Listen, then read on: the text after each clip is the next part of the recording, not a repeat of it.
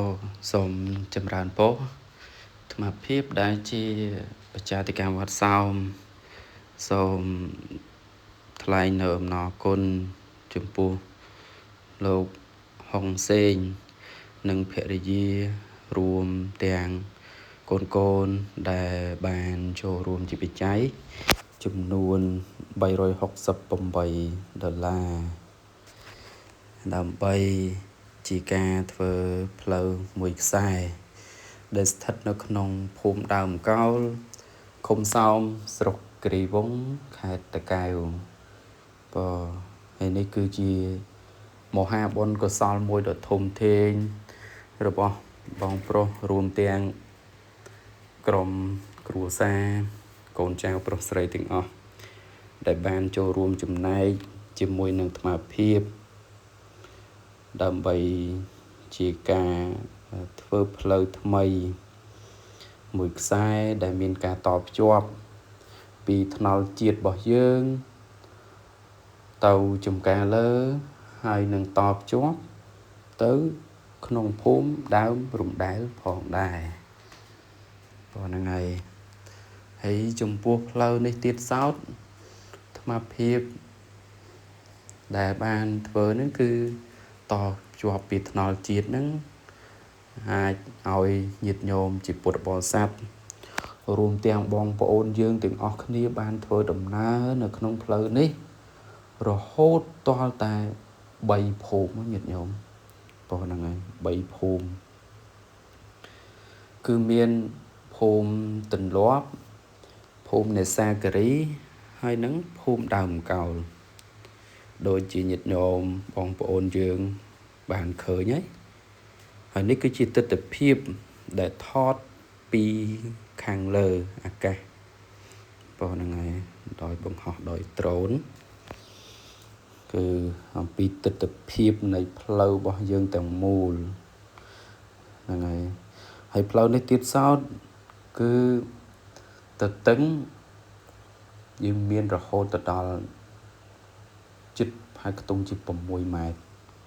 ហើយប្រវែងផ្លូវនេះទៀតសោតតាំងពីថ្នល់ជាតិរហូតទៅដល់តភ្ជាប់ដែលផ្លូវយើងត្រូវផ្លូវរដ្ឋបានធ្វើឡើងទៅចំការលើប្រវែងជាង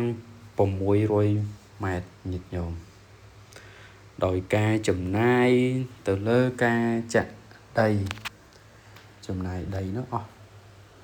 ជាងចូលជា200ឡានហ្នឹងហើយចូល200ឡានអញ្ចឹងហើយដោយបងប្រុសរួមទាំងក្រុមគ្រួសារមាននៅមហាសទ្ធាដ៏ធំធេងបានចូលរួមចំណែកជាមួយនឹងអាត្មាភាពពួកផ្លូវនេះគឺអាត្មាភាពបានសហការជាមួយនឹងលោកមេឃុំរួមទាំងក្រុមប្រឹក្សាឃុំទាំងអស់និងមេភូមិគណៈកម្មការនិងពុទ្ធបរិស័ទបងប្អូនយើងទាំងអស់គ្នាហ្នឹងហើយដែលជាការបដួចផ្ដើមគំនិតឡើងដោយអាត្មាភាពហើយការចូលរួមរបស់បងប្អូនយើងទាំងអស់គ្នាយើងហ្នឹងហើយបានកើតជាផ្លូវនេះមួយ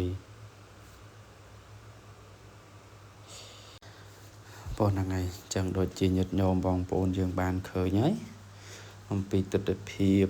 ពីខាងលើគឺផ្លូវសហ្នឹងគឺជាផ្លូវជាតិរបស់យើងក៏ប៉ុន្តែស្ថិតនៅក្នុងភូមិឃុំរបស់យើងគឺយើងអត់ទាន់បាន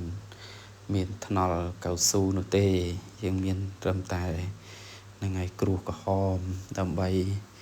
ចាក់ដីធ្វើផ្លូវហ្នឹងអាត្មាភាពហ្នឹងក៏មិនបានជាចាក់កៅស៊ូអីដែរញាតិញោមបានត្រឹមតែចាក់គ្រួក្រហមដើម្បីឲ្យញាតិញោមបងប្អូនយើងបានធ្វើដំណើរទៅចំការដើម្បីបង្កើនផលដាំដំណាំហ្នឹងហើយផ្សេងទៅតាមនឹងអ្វីដែលបងប្អូនញាតិញោមយើងបានធ្វើហើយផ្លូវនេះឃើញថាមានជាប់នៅផ្ទះញាតិញោមយើងនៅក្បែរហ្នឹងគឺច្រើនហ្នឹងហើយច្រើនស្ថិតនៅក្នុងឃុំសោមយើងគឺបងប្អូនយើងច្រើនហ្នឹងហើយច្រើនណាស់ចឹងហើយគឺ ផ្លូវនេះគឺនៅជាប់ជើងភ្នំតែម្ដងញាតិញោមបងប្អូនហ្នឹងហើយនៅជាប់ជើងភ្នំចឹងហើយធ្វើទៅកន្លែងខ្លះហ្នឹងក៏មានទឹកហូរទឹកអីយើងត្រូវដាក់ស្ពានដាក់អីថែមទៀតអញ្ចឹងហើយគឺការចំណាយហ្នឹងគឺច្រើនណាស់ញាតិញោមអញ្ចឹងហើយបងប្អូនយើងទាំងអស់គ្នាហ្នឹងហើយក៏អាចចូលរួមចំណែកហ្នឹងហើយបានព្រោះឥឡូវហ្នឹងសមាភិបហ្នឹងក៏នៅការមានការខ្វះខាតនៅបច្ច័យច្រើនដើម្បីនឹងឲ្យនៅថ្លៃដីរួមទាំងអិចសម្រាប់កាយផ្លូវទឹកផ្សេងហើយជាចុងក្រោយអាត្មាភាពក៏សូមជូនពរនឹងហើយបងប្រុសរួមទាំងក្រុមគ្រួសារកូនចៅប្រុសស្រីទាំងអស់មានសុខភាពល្អនិងញាតិញោមបងប្អូនយើងដែលបានចូលរួមសម្រេចនៅកិច្ចការងារទាំងឡាយទាំងពួងគ្រប់គ្នា